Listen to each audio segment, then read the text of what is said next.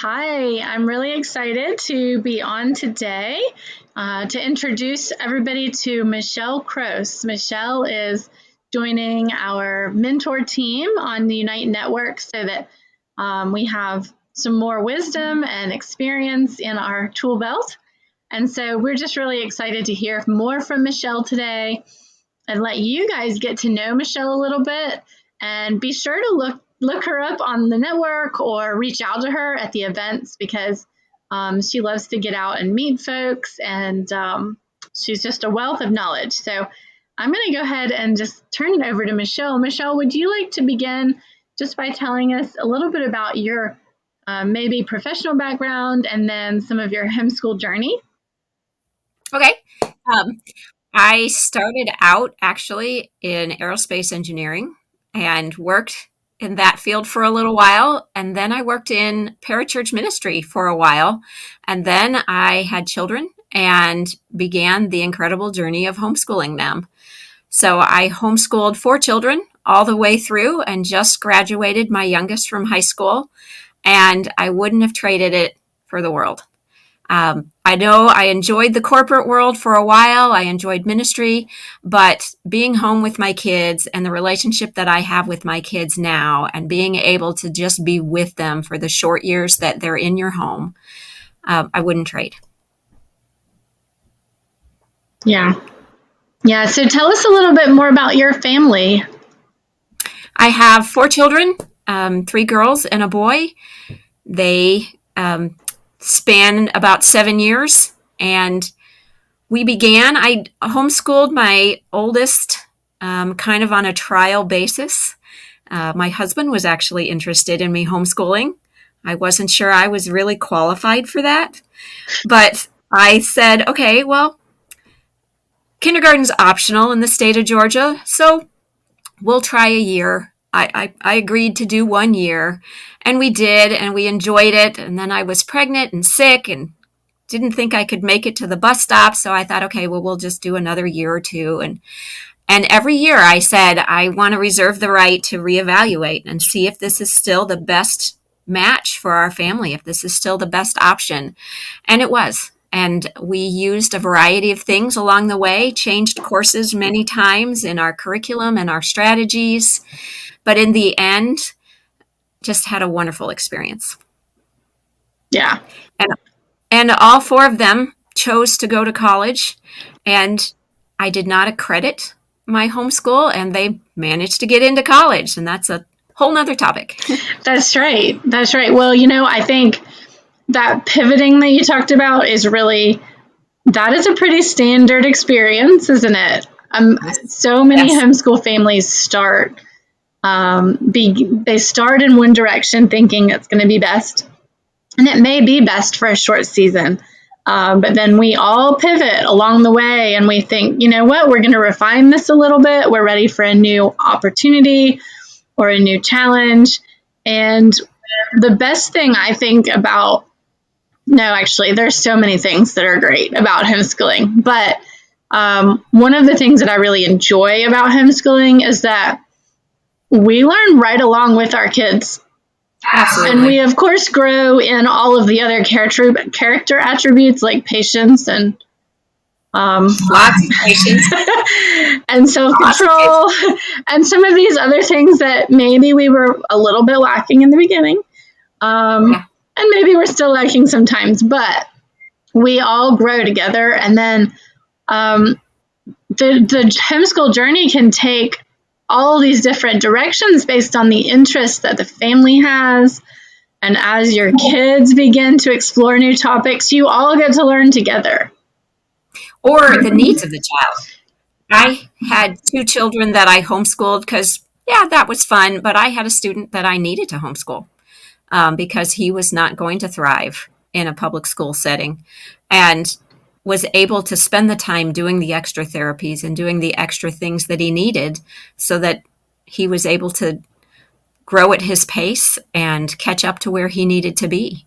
So we pivot based on not only what our opportunities are, but also what the needs of our students are. That's exactly right. Yep.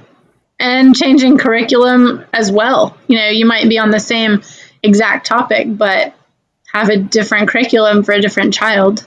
So, Yeah. yeah.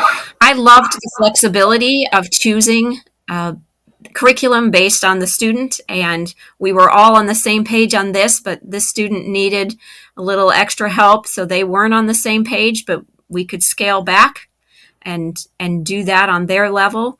I loved the freedom to go outside. I love being outside. We did a lot of things outside in our early years, just exploring creation and enjoying time together, being able to get our core stuff done early, but having the afternoons to do extracurriculars, to meet with other people, or to get outside. Absolutely. As your kids grew up, what are some of the things that really stand out that you wish you had known along the way? Don't sweat the small stuff. Choose your battles. Don't let some things become a battle. Some things are important. You have to do math. Don't give up on doing math. I know so many homeschoolers that I talk about math being their battle. But besides, you have to do the core. You have to do the core. But education is so much more than just the facts. It's about learning to learn, also learning to serve, learning to problem solve, and most importantly, to me, it was about character training.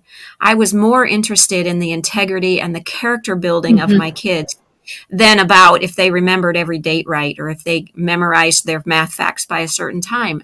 It was about how is their character developing? How am I pouring into their overall perspective of life and how they sort through the tough questions and where do they go for answers? Yep. Yeah. And really fostering that love of learning, because we don't want them to graduate, whether it's high school or college or whatever they decide to do. We don't want them to stop learning, because that's not healthy for anybody. And ultimately, you could be really smart but be a jerk, and that's not going to be good for the world. So, and as homeschool parents, we have really hard days. We have really hard seasons. And I guess if I could go back and tell myself back in those years that it's okay to take a break, it's okay to do school in the summer, it's okay to, like you said, pivot, realize that this curriculum isn't working. I don't care if I paid for it. I need to find something that is going to work, even if we have to start over. And it's okay to reevaluate everything and recognize that next week is new. And if this was a bad week, go to the pool for the afternoon and start again next week. That's right.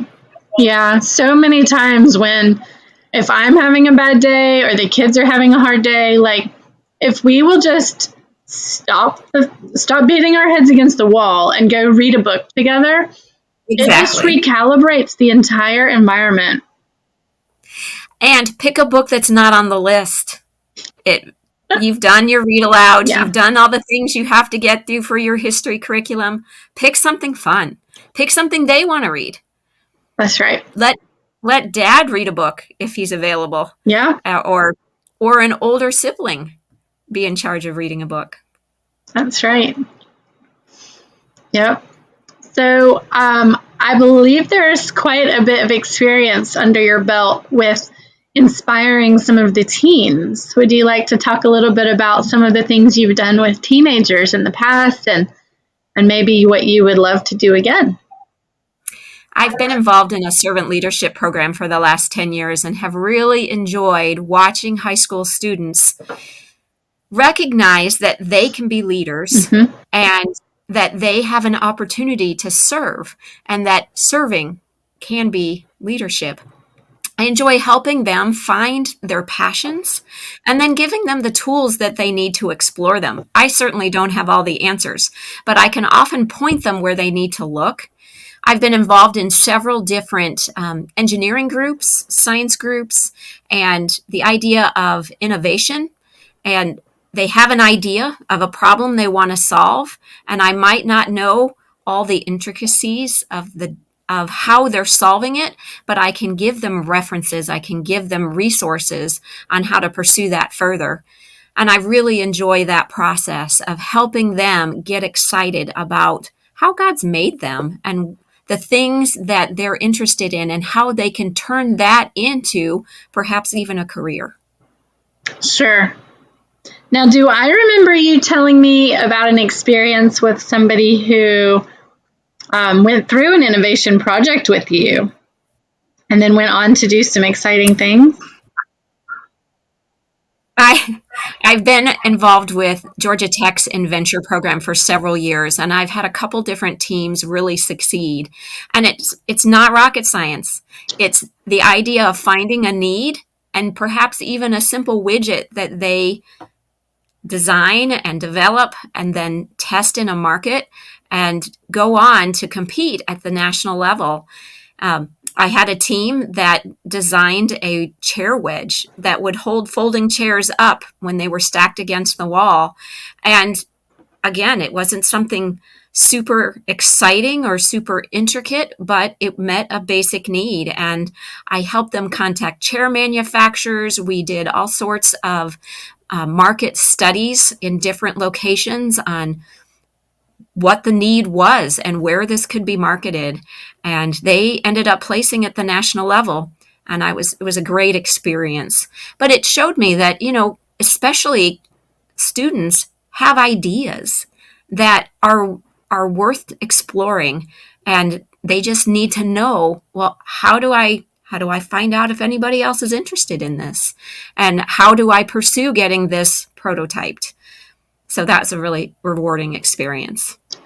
Yeah, that's really cool. I love that you were able to kind of walk alongside them through that and coach them through some of those things that they didn't know yet, and then be able to celebrate as they walked through that door and got the recognition that is really exciting for a young person. So, well, yeah, really for anybody at any age to be able to create a successful product that people are happy to buy. That's a big deal that a lot of people at all ages never actually get to see come about. So that's great. It's often I've even found the younger the students, the easier it is for them to think outside the box and to think more creatively about solutions. The older we get, we just look at existing solutions or stick to what we know. But the younger the students are, the more creativity they have, and with the idea of entrepreneurship. Sure. Yeah. Well, and entrepreneurship is really a big deal with homeschool families. I think homeschool families are quite often more entrepreneurial minded because the parents already are a lot of times, or and they have the time. They have the time to pay mailboxes after school. That's right. Exactly. And I think we're just, as homeschoolers, we're more accustomed to thinking outside the box, which allows us to also maybe problem solve a little bit outside the box too, and to ask all the questions. And students who are not afraid to actually talk to an adult and seek advice and seek information. That's true. Yep, that's right. Yeah, I mean, obviously, I love homeschool families because I have been working with them, and so have you. And so I'm really excited to have you joining this team of mentors and just the leadership team in Unite and in general. I think it's going to be really great to have you on board.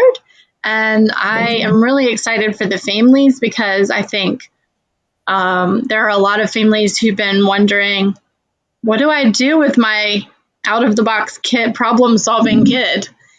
Sure. And I remember back in the day when every year I was trying to decide, is this still the path we want to take? And I had so many questions, and I just wish I could have asked somebody who had done it before.